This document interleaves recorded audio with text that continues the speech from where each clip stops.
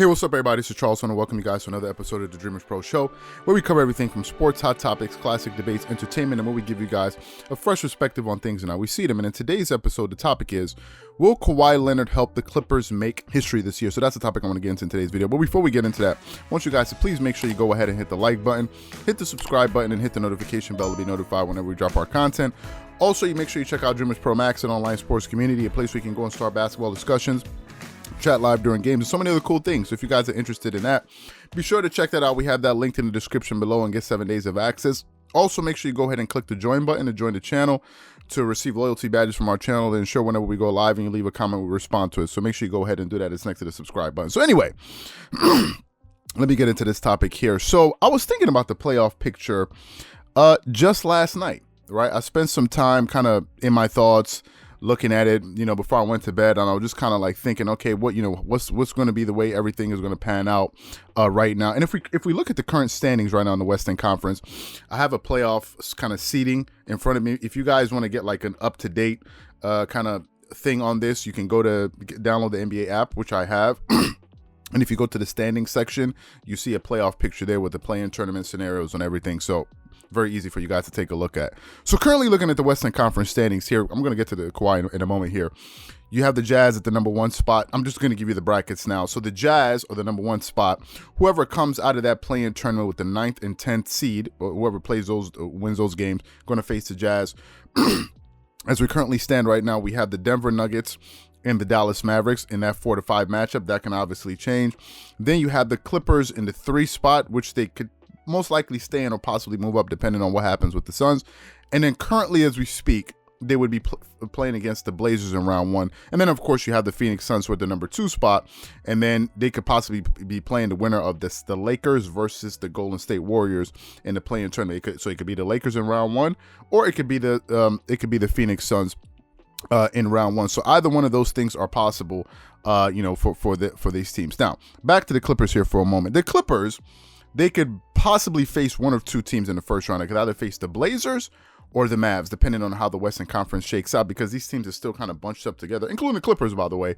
So there could still be some movement. Now, they played the Mavs last year in the playoffs in round 1, so it would be a little bit of deja vu, so to speak. Now, they were able to defeat them in 6 games, but I've noticed throughout the season, the Clippers have had some issues guarding Luka Doncic. For whatever reason, Luka seems to just play well against them. I don't know why, but they've been 2-1 against the Mavs this season, although they did suffer a loss to them, that big loss that they suffered to them, I think, when they were down 50 points in halftime. Again, another matinee game. I don't know what it is with these afternoon games with the Clippers. For whatever reason, they just can't get up to play. I don't know. Maybe they go to bed late. Who knows what it is? Maybe their bodies is just not used to it. I don't know what the reason is. Then they could also play the Blazers, in which they've played 3 times this season. And in those 3 matchups, they've beaten them every single matchup, right? Every single time that they matched up against them. Now, I want to talk about Paul George momentarily. I'm going to be talking about how he's played versus these various teams. Now, Paul George against the Blazers this season is averaging 30 points per game against the Blazers. In all their matchups, if you average his scoring against those 3 games, he's averaging 30 points against them. So he's had some big games against the Blazers this season, right? So I think he'll want to get, if the Clippers wouldn't meet the Blazers in round 1, there's that kind of back and forth thing between Paul George and Damian Lillard that I think will be pretty exciting. And I think Paul George will want a little bit of get back, right? So there's a possibility, of that, possibly happening. Now, I expect if they were to play the Mavs, I expect Kawhi Leonard to play very well. I wouldn't be surprised at how he plays. He usually plays well in the playoffs. Then, if they get through either one of those teams in the first round, they move to the second round, where they could possibly play against the Phoenix Suns, right? They could play against the Phoenix Suns in the second round, or the Lakers. These are the 2 opponents that they could possibly meet in the second round, assuming the Lakers were able to make it there, or the Suns were able to, advance. If you understand, if you're following the logic here, so. The Clippers this season are 3-0 against the Lakers. They beat them on opening night at full strength, and then I think the last 2 wins that they beat the Lakers hadn't been at full strength, and I think the last win that they got against, if I'm not mistaken, I think Anthony Davis played in that game, if I'm not mistaken. Now, Paul George against the Lakers this season is averaging 24 points per game against the Lakers this season, so he's played well against them.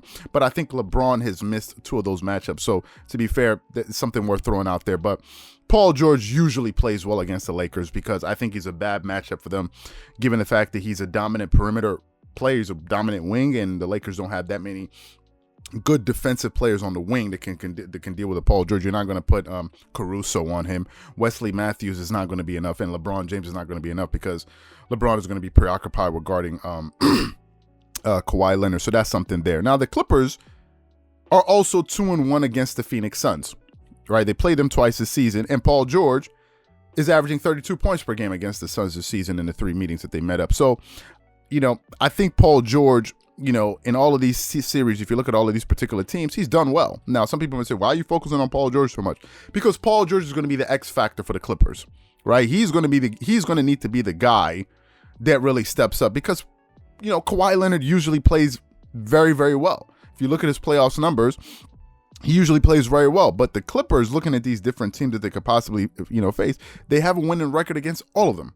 Against the Mavs, against the Lakers, against the Blazers, against the Suns. They have a winning record against all of them. Now, let me say this. Kawhi Leonard will need to be special.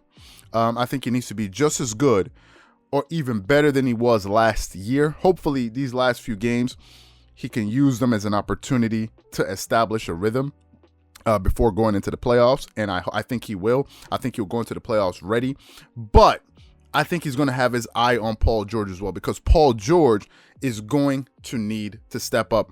I was listening to some of the comments that Kawhi Leonard made the last game, although they won it, but Paul George had a lot of careless turnovers. And I think he was talking about Paul George. He just basically said, we got to be about it now. We just can't keep talking about it. We can't keep talking about it. We got to keep doing it, and we need to do it. And we can't be careless like that by having so many turnovers. So he was kind of speaking about Paul George. And I think Kawhi Leonard is kind of looking at Paul George from the corner of his eye, kind of watching him to see what he's going to bring this year. And I think that most of us are. Everyone is going to have their eyes glued on Paul George. Yeah, we're going to be looking at the Clippers. But specifically, we're going to be looking at Paul George because he's the guy that really needs to step up. And if he does, then he's going to give Kawhi Leonard a lot of help. Kawhi's already made history before. It's not like I said, we're talking about him doing something that he hasn't done before. He just did it 2 years ago with the Raptors. They had never been to the finals. He helped them get to the finals. They had never won a title. He helped them win a title. So it's not like as if he's not accustomed to doing these type of things. He can do it. But he's going to need help. And the help in this case needs to be Paul George. If Paul George steps up and really is a reliable Robin to Kawhi's Batman, then he's going to have a chance. And if Paul George is firing on all cylinders, I expect Kawhi Leonard to seize the moment. I don't think he's going to go out there and have a repeat of what happened last year. I think these guys are haunted by what happened to them last year, and I think they're going to be highly motivated. And if they are, and Paul George plays well, I think they have a legitimate shot to get to their first Western Conference Finals, right? To get to their first Western Conference Finals. Now, someone asked me in the comments yesterday, who do you think is going to win the title? I'm not ready to make my prediction just yet. Let the playoffs begin. Let me get a sense of how serious these guys are. Let me look at the landscape and see, and then I'll make my prediction then. But, if Paul George is ready, the Clippers can really go far, right? And this could be their year because if they were to meet the Blazers in the first round, I feel confident that they can beat the Blazers. If they meet the Mavs, I think that I feel confident they can beat them. I just hope they don't overlook them, anticipating a possible Lakers matchup. If they get to the second round and waits for the Suns are waiting for them, I think they're going to be motivated to beat them because of the trash talking. Thing of Paul George, Devin Booker, Chris Paul, Paul George, Rajon Rondo, that entire thing. I'm sure it's going to be a chippy series between those two teams, so I expect them to come out on top there. I think it's going to be highly entertaining. And also, if it's the Lakers, I think the Clippers are going to be like foaming at the mouth to go against the Lakers. So I think they have a shot. Skip Bayless has said, the Lakers don't want to meet the Clippers in round one. I don't think it'd be a smart thing for the Lakers to meet the Clippers in round one, especially when they're still kind of trying to figure themselves out, because the Clippers are going to be, they're just going to jump on them. So I think they have a chance. Will it happen? It remains to be seen, but I think these things need to happen. And if they do, this could be the year they make history. So what I want to know from you guys is, do you think they'll make history? Whatever you guys think, please leave your thoughts and comments in the comment section below. Again, if you enjoyed the video, be sure to make sure you go ahead and hit the like button, hit the subscribe button, and hit the notification bell to be notified whenever we drop our content. Once again, it's just Charles here from Dreamerspro. Wishing you guys an amazing day. Catch you guys on the next episode. Peace.